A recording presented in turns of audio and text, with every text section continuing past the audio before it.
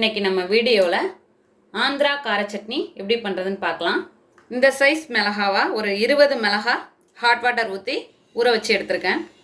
ஒரு 20 சின்ன வெங்காயம் பொடியாக கட் பண்ணது, 10 பூண்டு பல் 10-15 எடுத்துக்கோங்க, இது மாதிரி பொடியாக கட் பண்ணது, சின்ன நெல்லிக்காய் சைஸ் புளி, கொஞ்சமாக கல்லுப்பு, தாளிப்புக்கு கடுகு கருவேப்பிலை, நல்லெண்ணெய் தான் எடுத்துக்கணும், நல்லெண்ணெய் தேவையான அளவு.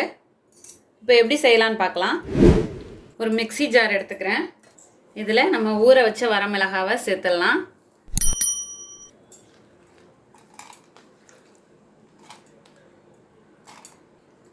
புளி,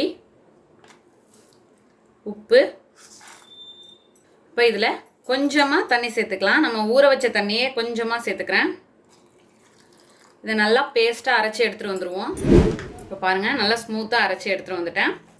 ஒரு கடாய் எடுத்துருக்கேன். இதில் ஒரு 6 டேபிள் ஸ்பூன் நல்லெண்ணெய் சேர்த்துக்கிறேன். இப்போ எண்ணெய் சூடாயிடுச்சு. இதில் கடுகு கருவேப்பிலை,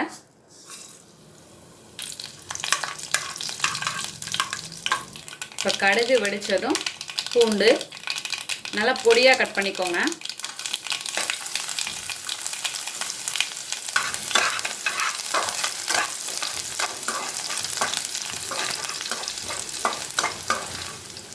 இப்போ இதில் சின்ன வெங்காயம், இந்த பூண்டு போட்டு ஒரு 1.5 நிமிஷம் போல் நான் வதக்கியிருக்கேன்.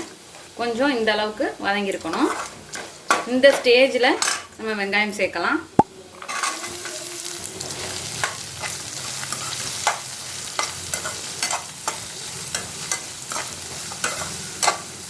ஆல்ரெடி சட்னிக்கு நம்ம உப்பு சேர்த்துருக்கோம். இப்போ வெங்காயம் வதங்குறதுக்கு நான் ஒரு 1/2 டீஸ்பூன் அளவுக்கு சேர்க்குறேன்.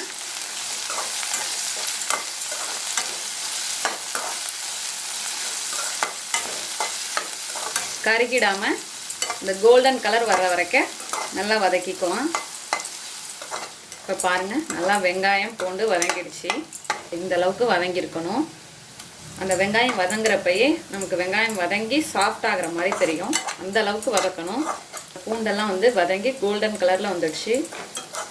வெங்காயமும் நிறம் ஆகிட்டு இப்போது நம்ம அரைச்சி வச்சுருக்க சட்னியை இதில் சேர்க்கலாம். நம்ம மிளகா ஊற வச்ச தண்ணி கொஞ்சம் பேலன்ஸ் இருக்குது, அதில் கொஞ்சமாக சேர்த்துக்கிறேன். சேர்த்து இதில் அலசி விட்டுக்கோங்க.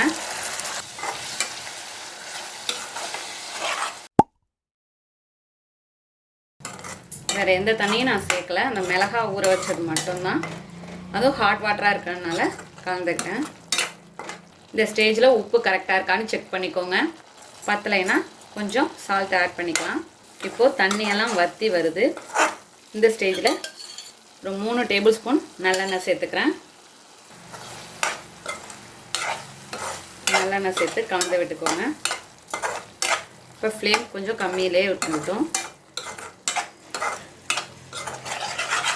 இப்போது எண்ணெய் பிரிஞ்சு ஒரு 5 நிமிஷம் ஆயிருக்கு. எனக்கு நல்லா எண்ணெய் பிரிஞ்சு வந்துடுச்சு. பாருங்கள், எல்லா பக்கமும் எண்ணெய் பிரிஞ்சு வந்துடுச்சு. இப்போ ஸ்டவ் ஆஃப் பண்ணிடலாம். அப்படியே ஊறுகாய் எடுக்கிற மாதிரி அப்படி வரணும். அந்த அளவுக்கு ஃப்ளேமை கம்மி பண்ணி வச்சே வேக விடணும். இந்த அளவுக்கு எண்ணெய் பிரியணும். நம்மளோட அருமையான அற்புதமான ஆந்திரா கார சட்னி தயாராகிடுச்சு. இதே போல் நீங்களும் உங்கள் வீட்டில் செஞ்சு பார்த்துட்டு எப்படி வந்துச்சுன்னு கமெண்ட்டில் சொல்லுங்கள். தேங்க்யூ.